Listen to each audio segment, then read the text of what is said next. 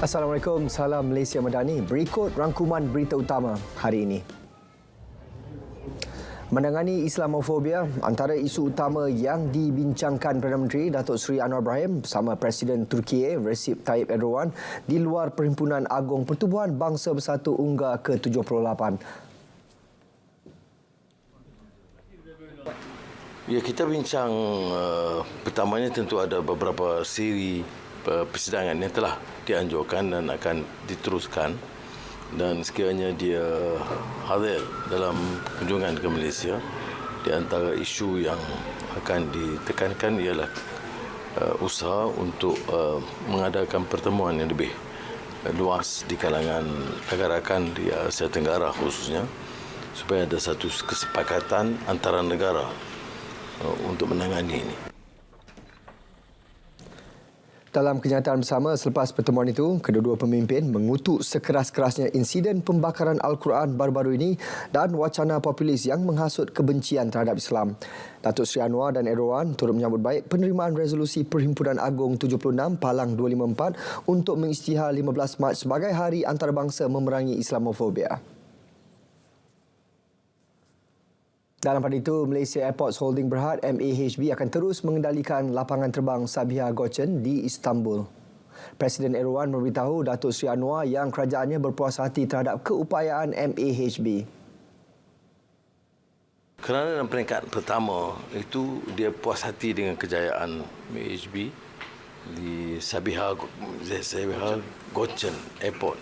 Jadi dia puas hati sebab itu dia sambungan itu dengan runway lebih panjang. Itu dia rasa ada keupayaan untuk diteruskan oleh syarikat yang sama. Walaupun proses-proses biasa itu harus dikendali oleh kementerian berkenaan. Dalam pertemuan itu juga, Malaysia menyatakan kesediaan untuk membeli peralatan ketenteraan dari Turkiye. Datuk Seri Anwar berkata peralatan yang bakal dibeli dari negara itu akan diputuskan Majlis Angkatan Tentera Malaysia. Selain Presiden Erdogan, Perdana Menteri turut mengadakan pertemuan dua hala dengan Presiden Iran, Syed Ibrahim Raisi. Datuk Seri Anwar menerusi kenyataan memaklumkan Malaysia memperkukuh hubungan dua hala dengan Iran melalui kerjasama dalam pelbagai bidang. Ia meliputi ekonomi, pendidikan, keterjaminan makanan, sains dan teknologi serta menerokai potensi kerjasama baharu.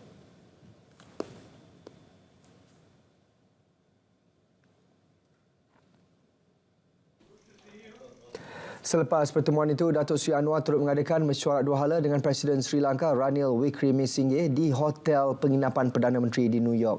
Kedua-dua pihak bersetuju mengeratkan kerjasama berkepentingan bersama termasuk pertukaran lawatan peringkat tertinggi, sektor perdagangan, pelaburan, pendidikan dan pelancongan. Suruhanjaya Komunikasi dan Multimedia SKMM dalam peringkat akhir perbincangan bersama pembekal perkhidmatan jalur lebar untuk menawarkan harga borong internet pada kadar lebih murah. Menurut Menteri Komunikasi dan Digital KKD Fahmi Fadil, beliau telah mengarahkan supaya perbincangan tersebut dimuktamadkan secepat mungkin. Menguruskannya. Saya minta supaya perbincangan ini ditamatkan minggu depan sebelum akhir bulan September, dan ia akan diikuti dengan majlis tanda tangan semua syarikat-syarikat penyedia perkhidmatan internet jalur lebar peringkat borong, wholesale, dan selepas itu saya percaya harga internet jalur lebar akan berkurangan dengan agak signifikan. Raimi bin Mohamed. Beliau berkata demikian pada sidang media Perhimpunan Bulanan Kementerian Komunikasi dan Digital di Putrajaya. Polis Diraja Malaysia PDRM akan mempertingkatkan operasi ke atas semua kenderaan berat di Kuala Lumpur bermula hari ini. Ketua Polis Kuala Lumpur, Dato' Alauddin Abdul Majid berkata, meskipun operasi harian dilaksanakan PDRM, namun pemeriksaan lebih menyeluruh akan dilakukan bersama agensi lain termasuk Jabatan Pengangkutan Jalan JPJ. Kita tegaskan di sini kepada semua pemilik kenderaan perdagangan, pastikan kenderaan anda itu berada dalam keadaan yang sesuai digunakan di jalan raya. Terus berhenti, ya. Kalau tidak, kita akan sita. Tak ada kompromi pada perkara ini. Tak ada kompromi. Operasi dipertingkatkan melibatkan laluan keluar masuk Ibu Negara dan Putrajaya. Sementara itu, mengulas lanjut tentang kemalangan semalam, Dato' Alauddin memaklumkan pemandu trailer telah ditangkap dan akan direman hari ini. Laluan di kilometer 117 arah barat Lebuh Raya Pantai Timur Fasa 1 LPT1 di Temeloh yang ditutup sejak 10 September lalu dibuka semula selewat-lewatnya pada pukul 6 petang ini. Menteri Kerja Raya Datuk Seri Alexander Dantal Linggi berkata pembukaan laluan itu adalah lebih awal daripada jadual kerja ditetapkan. Kerja pembaikan yang bermula 13 September lalu pada asalnya dijadualkan mengambil masa 14 hari. Bagaimanapun ia berjaya disiapkan dalam tempoh 10 hari kerana kerja-kerja pembaikan dilaksanakan secara intensif antara 16 jam sehingga 24 jam sehari. Kerja-kerja berbagi ini tadi yang telah kita pantau sebentar tadi, saya lebih berani mengucapkan banyak terima kasih kepada Ani yang telah dengan sangat efisien dan pantas membuat kerja-kerja awal ini untuk memastikan jalan ini boleh kita buka petang dalam masa 10 hari saja. Pembukaan lebih awal laluan ini bagi menjamin keselesaan dan keselamatan pengguna lebuh raya berkenaan. Penguatkuasaan bersepadu Op Jamin akan diteruskan agar kekurangan bekalan beras negara dapat diatasi segera dan dipulihkan. Op Jamin yang bermula sejak 7 Julai lepas telah melakukan 37 pemeriksaan membabitkan 2,322 premis kilang, borong dan runcit di seluruh negara dengan 142 aduan diterima melibatkan isu bekalan serta harga beras. Antara aduan yang banyak diterima adalah berkaitan jurang harga yang sangat tinggi antara beras putih tempatan BPT dan beras putih import BPI. Datuk Seri Dr. Ahmad Zaid berkata demikian selepas mempengerusikan mesyuarat Jawatankuasa Pemantauan Pelaksanaan Majlis Tindakan Sara Hidup NACCOL hari ini. Beli! Betul lah, Shopee ada penghantaran percuma.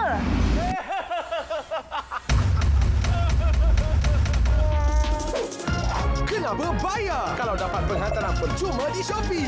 Beli sekarang di Shopee.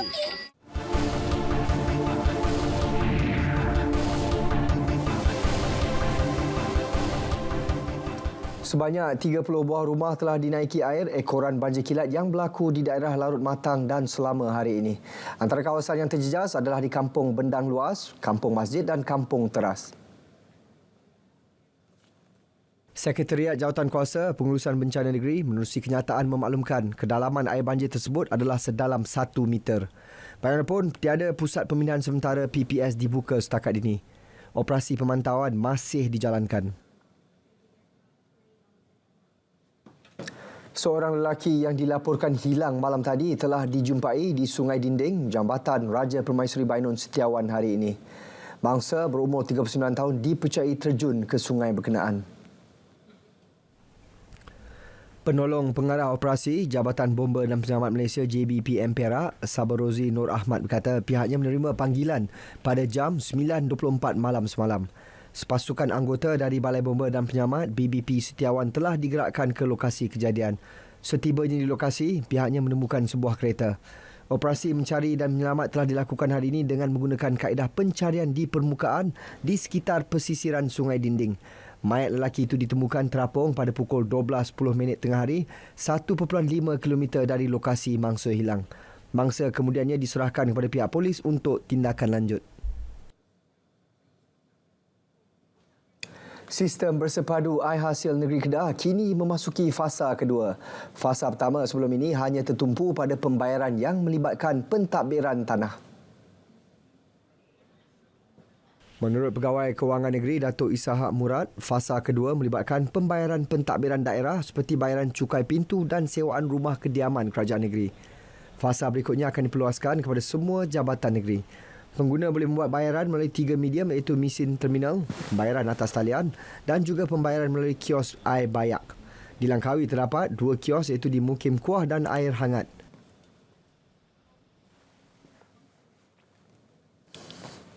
Nak memudahkan pengguna dan meningkatkan kecekapan pejabat-pejabat. Tak timbul isu lambat hantar laporan, salah key in, rekod tak betul. Beliau ditemui selepas melancarkan air hasil fasa 2 di Pejabat Daerah dan Tanah Langkawi hari ini. Satu aplikasi mudah alih juga akan dilancarkan pada bulan hadapan bagi memudahkan pengguna membuat pembayaran. Pempengaruh media sosial digalak memainkan peranan mempromosikan kempen beli barangan buatan Malaysia sebagai tanda semangat patriotisme. Ini dapat membantu usahawan tempatan di samping meningkatkan taraf ekonomi masyarakat. Pengarah kanan Sektor Perdagangan, Pengedaran dan Perniagaan KPDN, Datuk Rohaizi Bahari berkata usahawan tempatan juga perlu membantu kerajaan memastikan barangan yang dijual berkualiti dan mampu milik. Kalau boleh, kalau ada review barangan tempatan dan sebagaimana barangan yang baik dan sebagainya, kita ni. Dan kalau kita tengok semangat yang ada di dalam masyarakat Malaysia sekarang ni, kalau ada macam kita lihat kalau makanan ataupun restoran yang baik dan sebagainya rare kita kan, so akan ada saja orang yang viral dan akan ramai juga pengunjung yang hadir. Jadi kita harap semangat tu akan terus ya. Kalau ada produser dapat melihat mana ada produk-produk yang baik dan sebagainya, mana tak terketengah lagi di kepada umum, dapat diviralkanlah perkara yang baik ini. Jadi kita cuba kurangkan yang kurang-kurang baik, kita sentiasa viralkan yang terbaik lah. Beliau berkata demikian kepada media selepas merasmikan jelajah mini karnival barangan Malaysia 2023 Zon Utara di Alustar. Sebanyak 20 pempamer terdiri daripada usahawan dari Kedah, Pulau Pinang, Perak dan Perlis menyertai jelajah mini karnival berlangsung selama 3 hari bermula hari ini. Lebih 607.4 tan barangan kitar semula pelbagai kategori berjaya dikumpul di 6 pusat kitar semula pandu lalu DTRC di Kedah bagi tempoh Januari hingga Ogos tahun ini. Daripada jumlah itu, 68.7 tan metrik dikumpul di DTRC Kubang Pasu Pekan Jitra 2. Ketua Pegawai Eksekutif Idaman Sdn Bhd Zaki Abdul Aziz Daud berkata, jumlah kutipan yang tinggi itu adalah kesan daripada peningkatan kesedaran orang awam yang ingin menyumbang kepada pemeliharaan alam sekitar. DTRC merupakan inisiatif Idaman Sdn Bhd bagi memberi peluang kepada orang ramai untuk menghantar barangan kitar semula secara pandu lalu dan penggunaan aplikasi Idaman Exchange. Pulangan wang tunai untuk barangan kitar semula bergantung pada jenis barang yang dihantar. Antara barangan kitar semula yang banyak dihantar ialah plastik, minyak masak, kertas campur dan kotak. Pusat kitar semula pandu lalu akan ditambah di kawasan lain yang menjadi tumpuan di negeri Kedah. Ia merupakan salah satu langkah proaktif yang boleh membantu mengurangkan janaan sisa buangan di tempat pelupusan sampah. Zaki berkata demikian selepas majlis pelancaran DTRC Kubang Pasu oleh Yang di-Pertua Majlis Perbandaran Kubang Pasu Badrul Hisham Sulaiman di Pekan Jitra 2 Kedah hari ini. Selepas ini, laporan cuaca diikuti lintas langsung Sabah, Sarawak dan Terengganu. Terus setia bersama Berita Wilayah.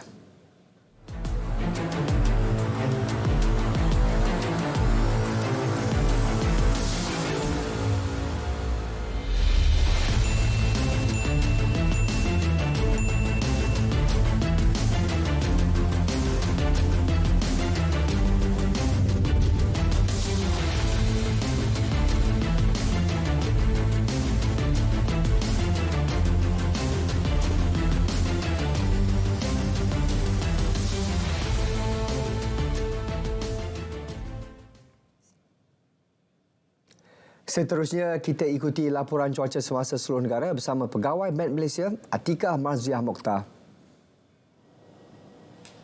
Assalamualaikum dan salam Malaysia Madani. Fasa peralihan monsun telah bermula dan ianya sinonim dengan keadaan angin lemah serta dari pelbagai hala yang kondusif untuk pembentukan awan ribut petir yang boleh membawa keadaan hujan lebat beserta angin kencang, dan keadaan cuaca lembap itu dapat kita perhatikan selama beberapa hari ini, dan melalui paparan imej gemar radar semasa juga dapat kita perhatikan keadaan hujan lebat beserta ribut petir kini sedang berlaku, terutamanya melibatkan negeri-negeri di sekitar bahagian utara Semenanjung, pedalaman Semenanjung dan juga di negeri Pahang yang dijangkakan akan berterusan sehingga ke awal malam nanti.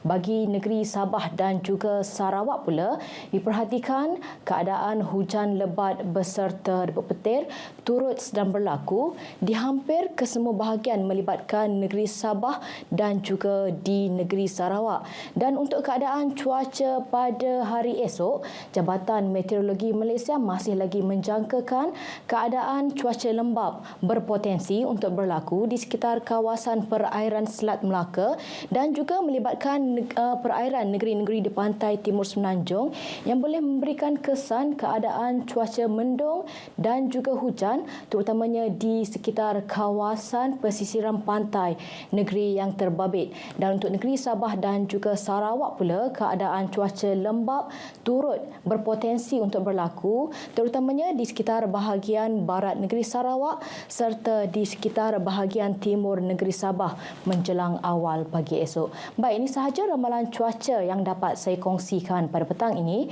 Untuk mendapatkan maklumat cuaca yang lebih terperinci, anda boleh layari laman sesawang kami di www.met.gov.my atau menerusi laman sosial media kami seperti yang telah tertera di sini. Sekian dahulu dari Jabatan Meteorologi Malaysia, saya Atikah Marziah. Assalamualaikum dan salam sejahtera.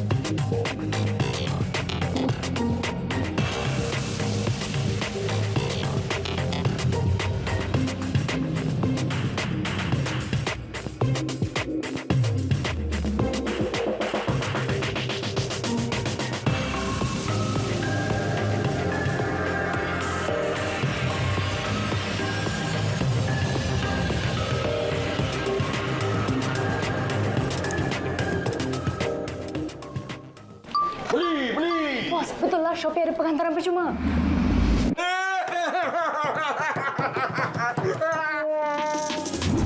Kenapa bayar kalau dapat penghantaran percuma di Shopee? Beli sekarang di Shopee.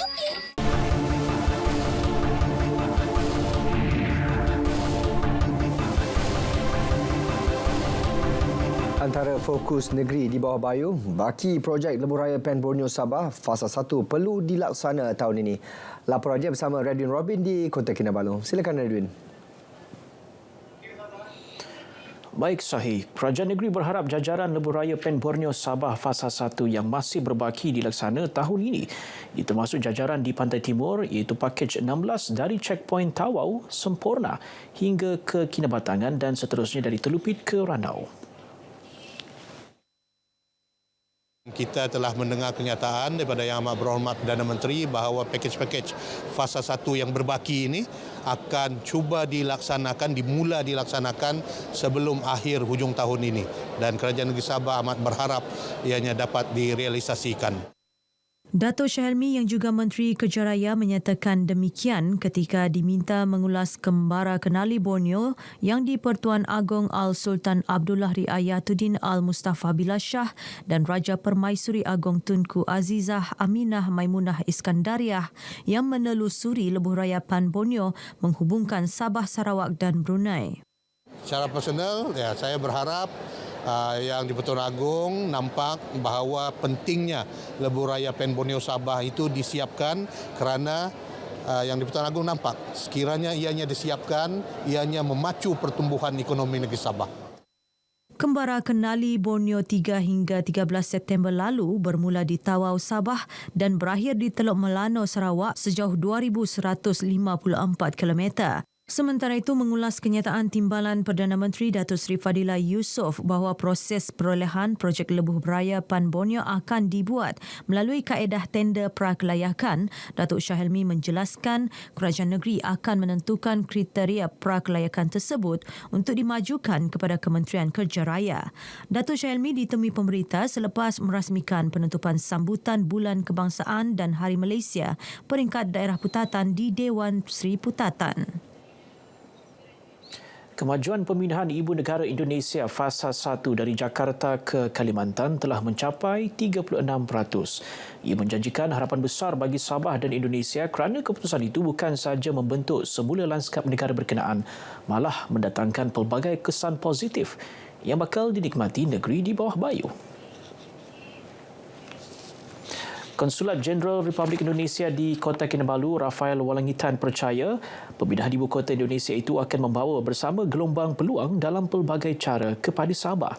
Antaranya menggalakkan persekitaran perniagaan yang kondusif, memperkemas proses perdagangan dan meneroka jalan baharu untuk kerjasama termasuk meningkatkan nilai ekspor import antara Sabah dan Indonesia.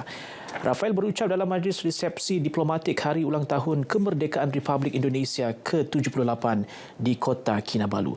Beliau berharap sambutan Hari Kemerdekaan Republik Indonesia 2024 dapat diadakan di ibu kota Nusantara tersebut. Yang di-Pertua Negeri Tun Dr. Haji Juhar Datuk Mahiruddin dan isteri Tuan Puan Dr. Haja Nurlida Tan Sri RM Jasni antara tetamu khas majlis ini. Hadir bersama Ketua Menteri Datuk Seri Panglima Haji Hajiji Haji Nur dan isteri Datin Seri Panglima Datuk Haja Julia Salak. Majlis diserikan dengan upacara memotong nasi tumpeng dan persembahan sedih. Orang ramai perlu memandang serius usaha membasmi penyakit malaria ini kerana penyakit berkenaan masih merupakan antara masalah kesihatan awam yang utama di Sabah. Tanggungjawab membasmi penyakit malaria tidak wajar disandarkan pada bahu Kementerian Kesihatan semata-mata. Sebaliknya perlu dipikul bersama oleh segenap lapisan masyarakat. Ketua Penolong Pengarah Kanan Sektor Rancangan Kawalan Penyakit Bawaan Vektor RKPBV Jabatan Kesihatan Negeri Sabah JKNS Dr. Abdul Marsudi Manah menjelaskan JKNS telah mencapai persijilan eliminasi malaria iaitu mensifarkan kes jangkitan malaria tempatan sejak 2018.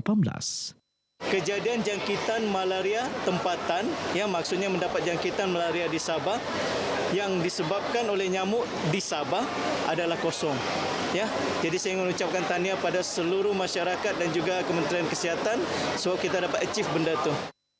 Dr. Abdul Marsudi memberitahu RTM selepas perasmian sambutan Hari Malaria Sedunia peringkat negeri Sabah tahun 2023 kali ke-16 di Dewan Serbaguna Nabawan. Majlis perasmian disempurnakan Adun Nabawan Datuk Abdul Ghani Muhammad Yassin. Wabak malaria ini masih satu wabak yang serius lah untuk kita hadapi lah. Dan harapan saya kepada semua penduduk dan juga masyarakat khususnya di daerah Nabawan itu sentiasa peka ataupun mengambil perhatian mengenai dengan wabak malaria ini lah. Malaria adalah penyakit disebabkan oleh parasit Plasmodium.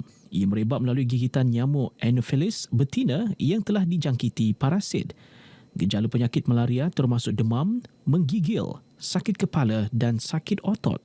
Sempena majlis ini disampaikan anugerah Sukarelawan Penjagaan Kesihatan Asas SPKA Terbaik 2023 kepada Julius Buyong dari Kampung Kuala Monsok Tambunan, Walter Lugas dari Kampung Rantai Keningau dan Leo Dulingan dari Kampung Pamilaan Tenom. Manakala anugerah Tokoh Malaria tahun 2023 diberikan kepada Suil Toya, 63 tahun dari Kampung Marapok, Mukim Seberang Keningau yang telah memberi komitmen dan dedikasi penuh sebagai sukarelawan selama 34 tahun sejak 1988. Pengalaman saya dalam SPKA begitu memberikan saya banyak pengalaman.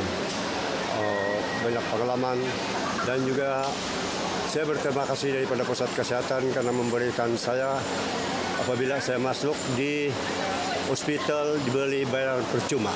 Kalau saya masuk ward bilalah berapa puluh ribu pun berian saya free cas di hospital.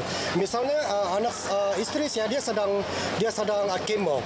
Jadi itu pun free semua rawatan dia lah. Itulah kelebihan seorang SKA lah. Tema sambutan Hari Malaria Sedunia 2023, kekalkan sifar malaria, pendanaan, inovasi dan implementasi. Lembaga Pemasaran Pertanian Persekutuan Fama menaik taraf sebuah lagi pasar tamu di negeri ini, iaitu Pasar Tamu Telupit. Hasil kerjasama strategik dengan Majlis Daerah berkenaan. Projek naik taraf pasar tamu dengan kos RM744,000 itu yang dilaksana sejak 20 Mac lalu, kini 72% siap. Projek naik taraf Pasar Tamu Telupit ini yang dijangka siap sepenuhnya 20 November ini bakal memberi manfaat kepada 100 peniaga. Ia akan dilengkapi kemudahan ruang jualan yang lebih selesa sekaligus memudahkan peniaga memasarkan keluaran pertanian kepada penduduk setempat. Selain daripada menaik taraf tamu Telupit sedia ada ni, kita juga akan membina kemudahan tandas awam sedia ada di kawasan setempat bagi tujuan untuk kemudahan pengunjung yang mengunjungi Pasar Tamu Telupit ini nantinya. Saraman menyatakan demikian kepada RTM di pejabatnya di Kota Kinabalu.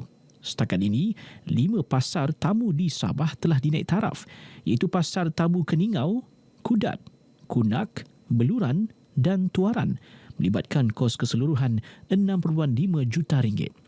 Projek naik taraf pasar tamu dilaksanakan di bawah program pengukuhan rangkaian peruncitan pasar tamu Fama dengan mengekalkan identiti keunikannya, manakala operasi pasar tamu dikendalikan sepenuhnya oleh pihak PBT.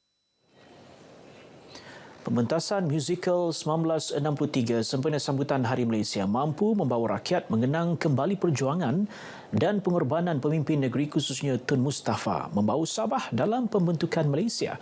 Buah tangan Fakulti Akademik Seni dan Teknologi Kreatif ASTIF Universiti Malaysia Sabah UMS itu dipentaskan di Dewan Recital UMS semalam. Pengerusi Lembaga Pengarah UMS, Datuk Seri Panglima Abdul Rahman Dahlan antara tetamu yang hadir menyaksikan pementasan ini. Pementasan musikal 1963 memudahkan orang ramai memahami detik bersejarah itu melalui pendekatan interaktif dan menghiburkan. Bagaimana Tun Mustafa dan Tun Fuad berkorban, bekerja kuat, meyakinkan rakyat Sabah. Pada waktu itu 1960-an jalan raya pun belum ada lagi, ya, tetapi mereka sanggup masuk ke segenap pelosok negeri Sabah untuk memastikan negara Malaysia itu dapat direalisasikan. Dan inilah tujuan kita mengadakan pementasan musikal 1963 ini. Datuk Abdul Rahman turut menyarankan agar pementasan ini diteruskan dan dipentaskan kepada umum sempena sambutan Hari Malaysia akan datang. Beliau turut memuji usaha UMS melalui ASTIF ini yang membuktikan peranan universiti bukan sekadar institusi akademik semata-mata, sebaliknya memainkan peranan menerapkan semangat patriotik dalam kalangan masyarakat. Pementasan musikal 1963 ini mendapat sokongan penuh kerajaan negeri melalui peruntukan RM100,000. Baik, sekian paparan berita dari Sabah untuk petang ini, dan untuk lebih banyak perkembangan semasa di tanah air, terus saja bersama dengan Sahih di Angkasa Pulih. Sahih. Baik, terima kasih Radwin.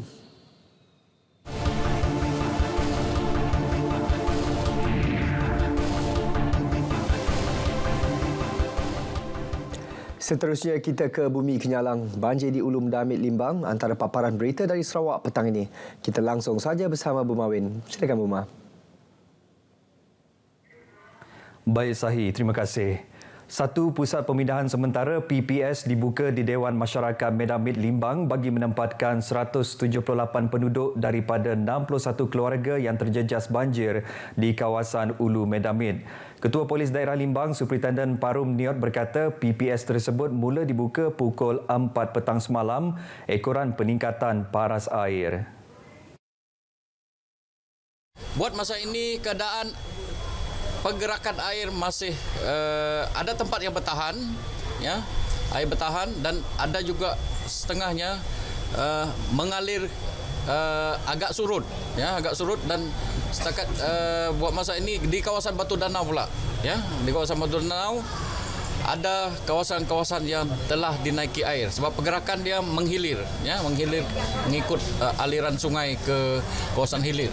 Ditemui pemberita RTM semasa membuat tinjauan ke PPS tersebut, Superintenden Paru memberitahu pihak Polis Bomba, Angkatan Pertahanan Awam, Jabatan Kebajikan Masyarakat dan Jabatan Kesihatan Daerah Limbang akan terus membuat pemantauan di kawasan yang berisiko banjir dan sentiasa bersiap siaga dalam menyalurkan bantuan kepada penduduk terjejas. Penduduk yang terjejas banjir pula berterima kasih kepada semua agensi yang telah membantu mereka. Terima kasih anak kita udah ngabah kami kita agak ujung jalan berdamai.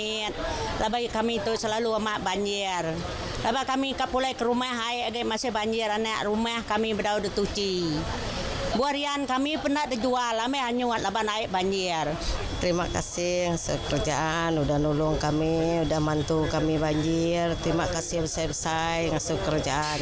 Sebab tidak udah datang itu nolong kami. Kami penduduk di kawasan Medamit ini yang jadi mangsa terpaksalah dinasihatkan untuk tinggal di pusat perpindahan Medamit ini untuk sementara waktu tunggu keadaan cuaca di kawasan Medamit ini pulih dan selamat untuk dibenarkan pulang, baru mereka diarahkan pulang.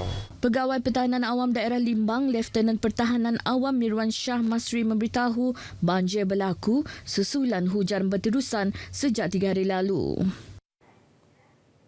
Bintulu akan menjadi hub bagi projek sistem pemindahan gas masam bersepadu Sarawak melalui pembinaan sebuah loji penapisan gas masam di Taman Perindustrian Petrokimia Tanjung Kidurong, Bintulu. Premier Sarawak Dato' Patinggi Tan Sri Abang Johari Tunopeng berkata, gas masam dahulunya dianggap tidak menguntungkan untuk dibangunkan kerana prosesnya mahal, tetapi teknologi baharu telah mengurangkan kos dengan ketara. Tapi alhamdulillah teknologi baru itu dah ada yang boleh memisahkan gas-gas nak kotor tu. Jadi nak masam jadi manis. Ayalah kerja tu kita ngambil nak manis dia. Simple analogi. Jadi apabila dah nak manis tu gas kita ada, kita develop gas tu. Jadinya gas tu akan menjadi bahan mentah untuk kita produce chemical product. Beliau berkata demikian semasa perasmian pecah tanah projek loji gas Rosemary dan Marjoram onshore di Tanjung Kidurong, Bintulu. Projek Rosemary Marjoram direka untuk menghasilkan 800 juta kaki padu gas standard sehari dan pengeluaran dijangka bermula pada 2026. Jawatan Kuasa Khas Sains, Teknologi, Kejuruteraan dan Matematik STEM akan ditubuhkan tahun ini bagi menangani masalah penurunan peratusan murid menengah atas yang menyertai aliran STEM sejak tahun 2017. Menteri Sains, Teknologi dan Inovasi Mosti Chang Lih Kang memberitahu jawatan kuasa tersebut akan melibatkan kerjasama beberapa kementerian antaranya Kementerian Pendidikan, Kementerian Pengajian Tinggi dan Kementerian Kewangan bagi menyelesaikan isu merentasi kementerian terbabit. Beliau memberitahu demikian kepada pemberita selepas merasmikan Karnival Minggu Sains 2023 peringkat Negeri Sarawak dan Malaysia Techlimpics 2023 peringkat Zon Sarawak. Katanya penglibatan pelajar aliran STEM menunjukkan penurunan dari tahun 2017 hingga 2022 iaitu dari 45.20% kepada 40.94%. Jawatan kuasa tersebut kelak akan menilai semula inisiatif dan dasar sedia ada berkaitan pembelajaran STEM di Malaysia, seterusnya merangka agenda bagi memperkasa bidang STEM negara untuk tempoh jangka masa pendek, sederhana dan panjang. Beliau turut memuji Sarawak dalam usahanya menarik minat pelajar dalam aliran tersebut dan percaya sasaran 60% kemasukan pelajar ke aliran STEM menjelang 2030 akan mampu dicapai. Baik, kerajaan sentiasa berusaha menyediakan peluang yang sama kepada setiap murid untuk mendapat pendidikan yang sewajarnya. Ini penting dalam usaha mengubah taraf kehidupan sesebuah masyarakat. Demikian ditekankan Pengarah Pendidikan Negeri Sarawak, Dato' Azhar Ahmad. Katanya melalui pendidikan, ramai tokoh-tokoh penting sesebuah masyarakat telah berupaya mengangkat taraf kehidupan mereka. Malah di kalangan masyarakat orang Ulu di Baram, nama-nama penting seperti Datuk Gerawat Gala, Datuk Idris Jala dan ramai lagi telah menempuh pelbagai cabaran dan rintangan untuk menuntut ilmu sehingga mencipta kejayaan tersendiri. Kita ingin semua rakyat mendapat peluang yang sama untuk maju. Jadi apabila saya sebut peluang yang sama untuk maju ini, tidak ada jalan yang lebih baik, tidak ada jalan yang lebih penting selain daripada melalui pendidikan. Ya, pendidikanlah satu-satunya agenda yang boleh merubah masyarakat kita, tuan-tuan. Datuk Azhar berkata demikian semasa berucap pada sesi randau menyantuni komuniti Long Bala sempena program Jelajah Mojing Kenin bertempat di Balai Raya Long Banga di Baram Miri. Program Mojing Kenin bertujuan memperkasa kehadiran murid pribumi ke sekolah khususnya dalam kalangan masyarakat Penan. Long Bala menempatkan sebuah sekolah rendah yang mempunyai 89 murid rata-rata dari komuniti Saban, Kenyah dan Penan. Selain Long Bala, lain-lain sekolah di bawah pentadbiran Pejabat Pendidikan Daerah Baram yang dilawati sepanjang program itu termasuklah SK Padaleh, SK Barrio, SK Long Naah dan SMK Temenggong Lawai Jau. Peniaga kecil-kecilan yang mendaftar di bawah Majlis Daerah Limbang MDL diingatkan agar tidak mengaji pekerja asing atau pekerja yang bukan dari kalangan ahli keluarga mereka. Ini kerana merupakan salah satu syarat yang telah ditetap oleh MDL dalam permohonan lesen perniagaan. Demikian ditegaskan Wali Kota Majlis Daerah Limbang, Kaunselor Sufian Mohad. Dan salah satu syarat lesen tersebut adalah mereka tidak boleh mengambil pekerja asing ataupun yang bukan daripada keluarga mereka sendiri. Dan mesti adalah keluarga yang terdekat, iaitu terdiri daripada bapa, emak, suami isteri ataupun anak-anak. Itu sahaja. Selain daripada itu, tidak dibenarkan sama sekali. Jelas Sufian, jika peniaga tersebut didapati melanggar peraturan yang telah ditetapkan, tindakan boleh diambil terhadap peniaga terbabit seperti membatalkan lesen perniagaan. Bagi peniaga yang mampu untuk menggaji pekerja asing ataupun pekerja bukan dari kalangan saudara mara, mereka digalakkan untuk menyewa bangunan sendiri. Beliau menyatakan demikian kepada media selepas aktiviti gotong royong bersama ahli majlis dan kaki tangan Majlis Daerah Limbang di tebingan Sungai Limbang.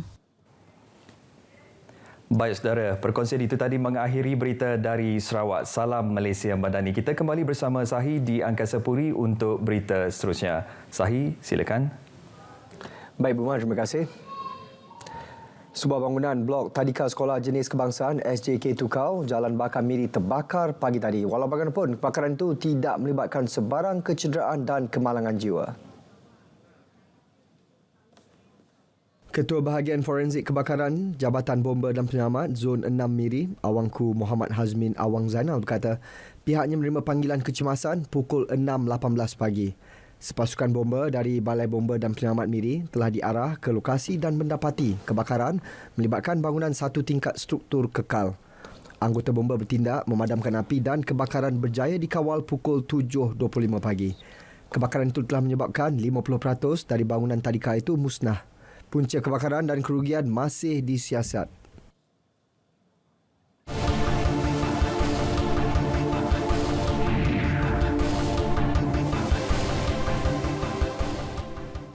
Di Terengganu, 40% Taman Bimbingan Kanak-kanak Kemas masih beroperasi atau menumpang di tapak premis lain. Untuk perinciannya, terus bersama Baharum Rahim di Kuala Terengganu. Silakan Baharum. Baik, hanya 40% Taman Bimbingan Kanak-kanak Kemas masih beroperasi atau menumpang di tapak premis lain di Terengganu. Ia merangkumi 325 kelas tabika di seluruh Terengganu yang memerlukan tapak bangunan sendiri untuk ruang belajar yang lebih kondusif. Pengarah Kemas Negeri Dr. Farid Ahmad berkata ketika ini kesemua tabika kemas terlibat beroperasi di Balai Raya dan bangunan yang disewa. Tahun ini sahaja 6 buah tabika baru telah siap dibina dan sudah beroperasi sepenuhnya melalui kerjasama Kementerian Kemajuan Desa dan Wilayah KKDW dan Jabatan Kejuaraya JKR. Ia melibatkan 4 di daerah Setiu dan masing-masing 1 di daerah Besut dan Hulu Terengganu. Tetapi ruang belajar tu kondusif, tapi dia tidak duduk di bangunan sendiri kita. Nah, kalau berada di tabika kemas milik kemas ini, lebih lagi untuk keceriaan, untuk keselesaan kepada anak-anak kita. Beliau ditemui selepas penyerahan bangunan tabika kemas berkembar di Kampung Banggol, Setiu. Tabika bernilai lebih RM800,000 itu diserahkan Timbalan Pengarah Cawangan Bersepadu dan Pengurusan Korporat JKR Terengganu, IR Muhammad Alwi Madzin. Tabika kemas ketika ini mempunyai sebanyak 856 kelas keseluruhannya di Terengganu, melibatkan 25 murid setiap kelas.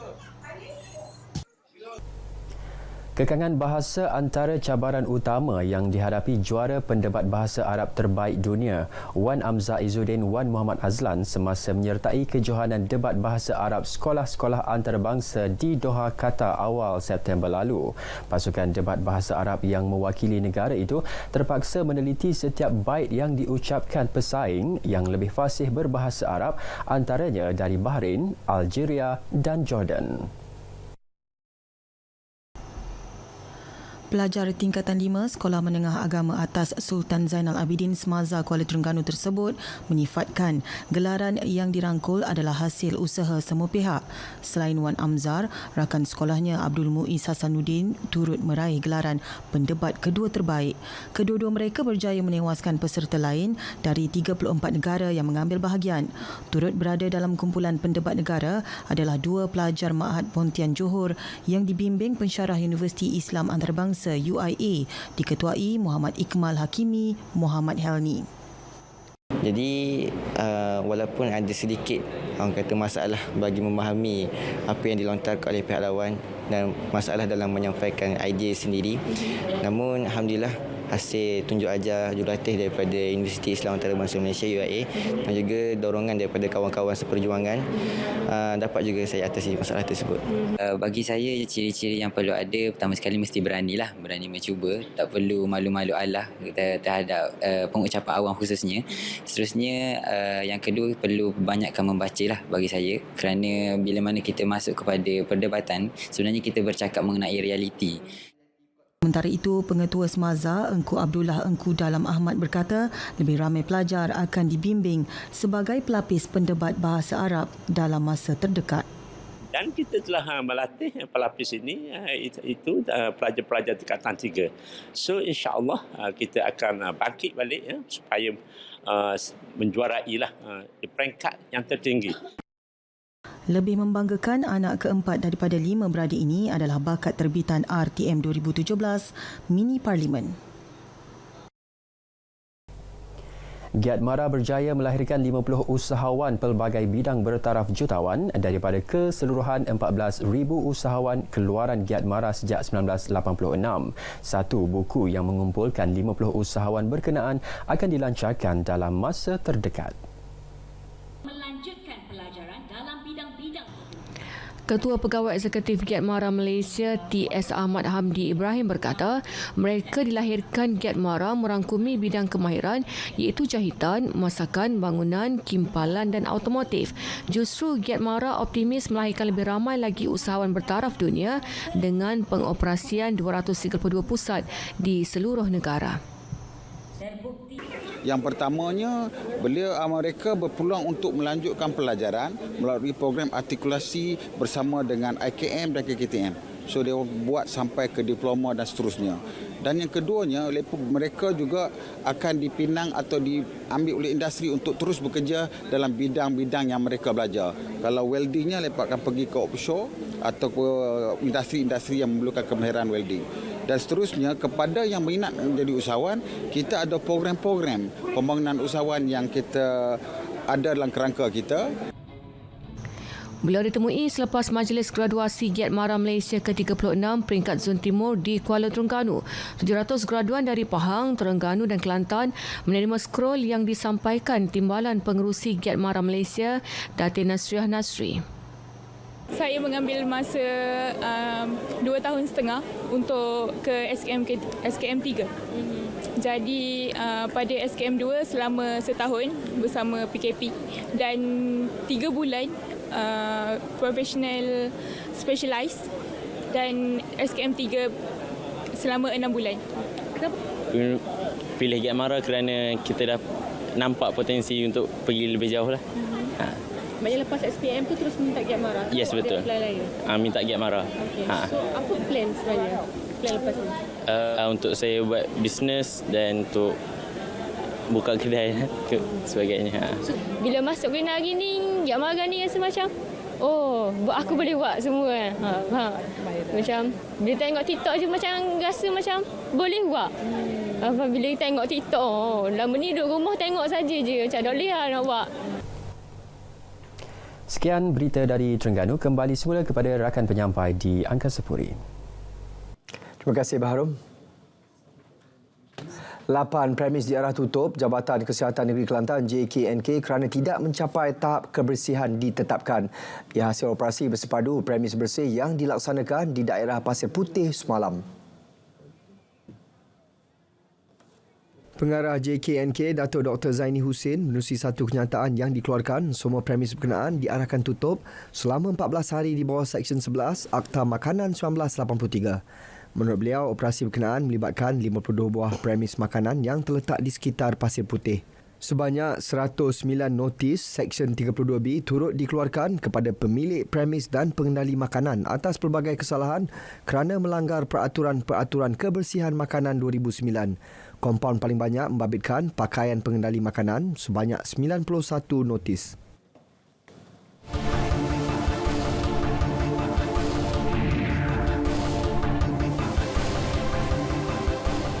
Seramai 33 individu termasuk 30 wanita warga asing ditahan dalam serbuan Opnoda di sebuah pusat hiburan di Johor Bahru pada 18 September lalu. Dalam serbuan kira-kira pukul 11.55 malam itu turut ditahan seorang lelaki warga tempatan dan 2 lelaki warga asing dipercayai pengurus kepada wanita warga asing berkenaan. Ketua Polis Daerah Johor Bahru Selatan, ACP Raub Selamat berkata, semasa serbuan dibuat, polis mendapati muzik sedang dimainkan dengan kuat dan terdapat wanita warga asing sedang melayan pelanggan. Hasil siasatan mendapati, kumpulan wanita warga asing itu bekerja tanpa permit. Kes disiasat mengikut Seksyen 55B, 39-B dan 6-1-C Akta Immigration 1959-63. Seorang penunggang motosikal yang tular kerana merempuh pegawai penguatkuasa Jabatan Pengangkutan Jalan JPJ ketika sekatan jalan raya Ahad lalu hari ini dihadapkan ke Mahkamah Magistrate Port Dickson atas pertuduhan menghalang tugas penjawat awam. Tertuduh Nur Khairul Azwar Azizi, 25 tahun, bagaimanapun mengaku bersalah setelah pertuduhan dibacakan jurubahasa di hadapan Magistrate Uthman Abdul Ghani. Mahkamah menjatuhkan hukuman denda RM5,000 serta memerintahkan hukuman penjara 3 bulan jika gagal membayarnya. Mengikut pertuduhan, tertuduh dengan sengaja menghalang tugas penjawat awam iaitu anggota penguatkuasa JPJ Muhammad Nur Hakim Muhammad Razif, 29 tahun dari menjalankan fungsi amnya. Kesalahan itu dilakukan pada 17 September 2023 lebih kurang pukul 11 pagi di kilometer 28 Lebuh Raya Seremban, Port Dickson. Perkutan itu tertuduh didakwa melakukan kesalahan di bawah Seksyen 186 Kanun Keseksaan. Agensi Penguatkuasaan Maritim Malaysia melupuskan pelbagai jenis dadah seberat 1,301 kg bernilai RM27 juta. Timbalan Ketua Pengarah Pengurusan Maritim Malaysia Khairul Anwar Bacok berkata dadah berkenaan hasil rampasan yang dilakukan Zon Maritim Negeri Kedah dan Perlis, Zon Maritim Kuala Kedah, Zon Maritim Tanjung Sediri dan Zon Maritim Batu Pahat di Johor. Pihaknya menggunakan kaedah pelupusan dadah secara pembakaran inkubator tanpa mencemarkan alam sekitar. Antara barang-barang rampasan adalah terdiri pada ganja. Kalau boleh tengok kat sini, ganja, heroin, morfin, methamphetamine, ecstasy, yang mana kita telah tangkap dibawa secara rasmi ke mahkamah, due process with the court, kehakiman, dan keputusannya adalah lupus. Jadi kita lupuskan, tak boleh edar kat mana-mana saja, kita kena lupuskan dengan kualiti alam. Beliau berkata demikian pada sidang media pelupusan dadah di Syarikat Kualiti Alam Bukit Pelanduk Port Dickson. Dalam pada itu, pihak maritim akan terus mempertingkatkan rondaan dan penguatkuasaan di kawasan perairan negara, khususnya di lokasi panas jenayah penyeludupan dadah di laut. Polis membuka kertas siasatan susulan video tular mendakwa seorang lelaki dipercayai pemilik kedai memberikan sesuatu kepada dua anggota polis yang sedang meronda di Kulai, Johor 2 minggu lalu. Ketua Polis Johor, Datuk Kamaruzzaman Mahmat berkata siasatan sedang dibuat dan polis tidak berkompromi jika melibatkan salah laku pegawai serta anggota. Jelas beliau perkara itu melanggari etika polis. Kedua-dua kita dah rakam percakapan anggota polis dan sebagainya. Tak ada beberapa keterangan lain yang menunjukkan bahawa tidak ada pemberian wang dalam ni. Walau bagaimanapun perbuatan yang mungkin boleh membuat salah laku pada anggota ni akan kita ambil, kita siasatlah. Sepanjang tahun ini, Polis Johor telah membuka sebanyak 119 kertas siasatan atas salah laku pegawai dan anggota polis.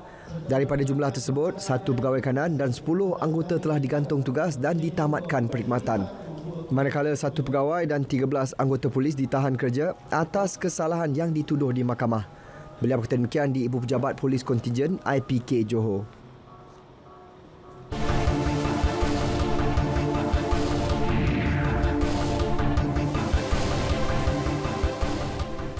Yang di-Pertuan Agong Al-Sultan Abdullah Rayatuddin Al-Mustafa Billah Shah berkenan berangkat ke Pusat Menyelamat Hidupan Liar Kebangsaan NWRC di Sungkai Perak hari ini.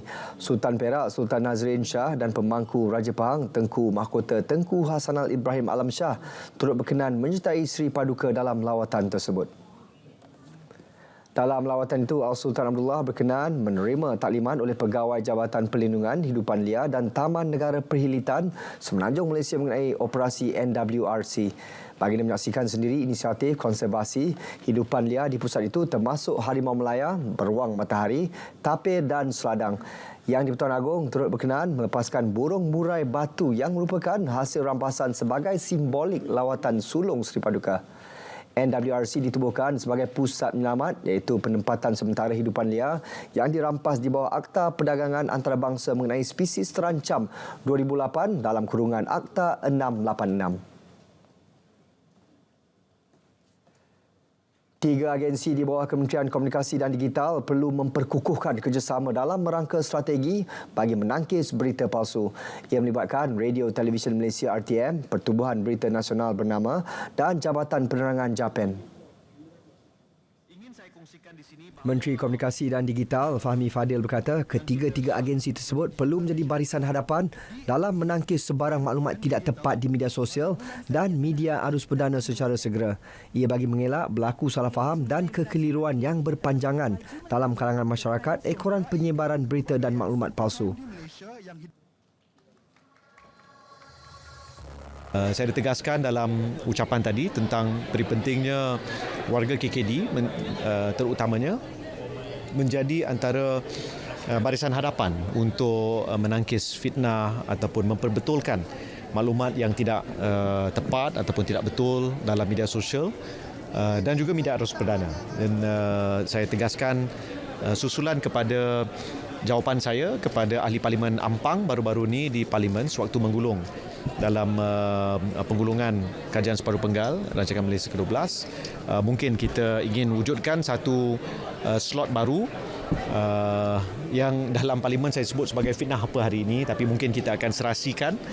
Yang penting sebarang maklumat yang tidak betul perlu kita jawab secara tuntas dengan pantas dan disebar luas supaya tidak berlaku salah faham yang berpanjangan.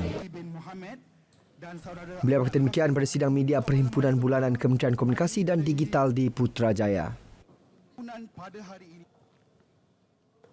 3 36,432 saman dikeluarkan melibatkan pelbagai kesalahan jalan raya menerusi Op Hormat Undang-Undang HUU Jalan Raya dalam tempoh 7 hari operasi dijalankan.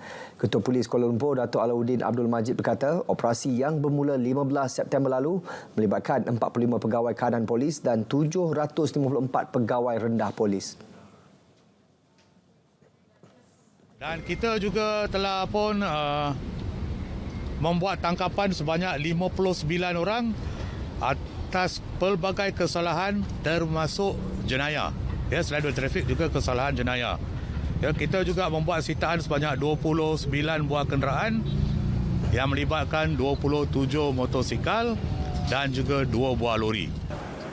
Beliau berkata demikian kepada media selepas Op HUU Jalan Raya Polis Kuala Lumpur di Ibu Negara. Berbeza dengan buah duku dari negeri lain, duku Terengganu mempunyai lapisan kulit yang nipis, isi manis serta biji yang kecil. Bagi peminat buah-buahan tempatan, jangan bimbang, 50,000 tan metrik buah duku Terengganu dijadual berada di pasaran seluruh negara dalam masa terdekat. Mahu tahu lebih lanjut? Taufik Adenan ada butirannya. Jabatan Pertanian Terengganu maklumkan terdapat lebih kurang 5,000 hektar tanaman duku di negeri ini sedang beranum. Ia dijangka mengambil masa beberapa minggu sahaja lagi untuk dituai.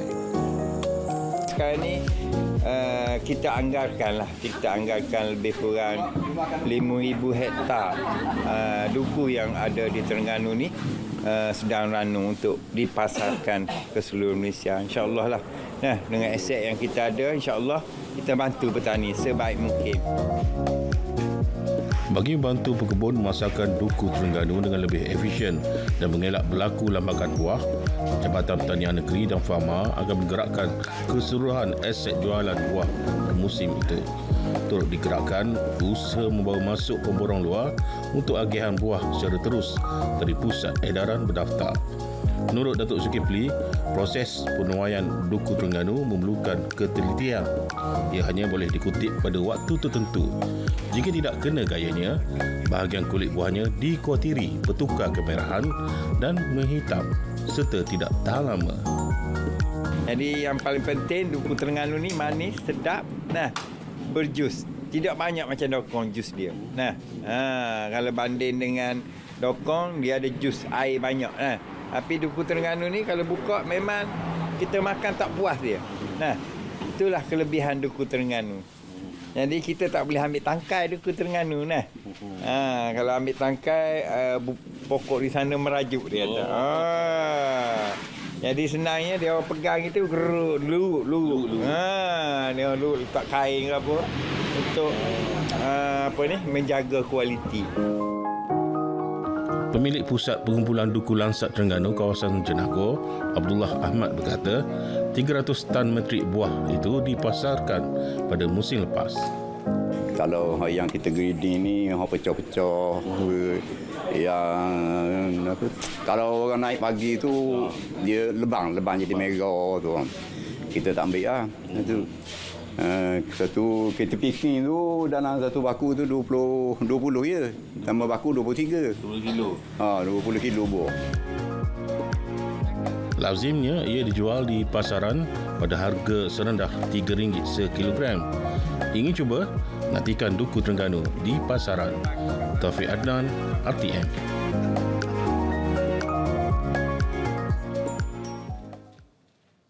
Berita wilayah berakhir di sini. Saya Sahih Samsudin, Malaysia Madani. Tekad perpaduan penuhi harapan.